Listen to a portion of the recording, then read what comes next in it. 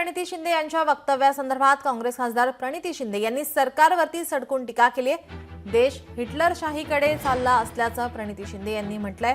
जेव्हा 3-3 वर्ष महानगरपालिकेच्या निवडणुका होत नाहीत त्यातूनच संविधानाचा अपमान होतो असं म्हणत काँग्रेस खासदार प्रणिती शिंदे यांनी सरकारवर निशाणा साधलाय।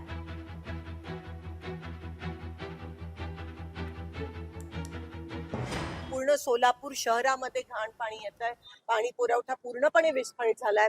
पण अजूनही महापालिका ह्या ठिकाणी महापालिकेची इलेक्शनचं काही आता पत्ता नाहीये।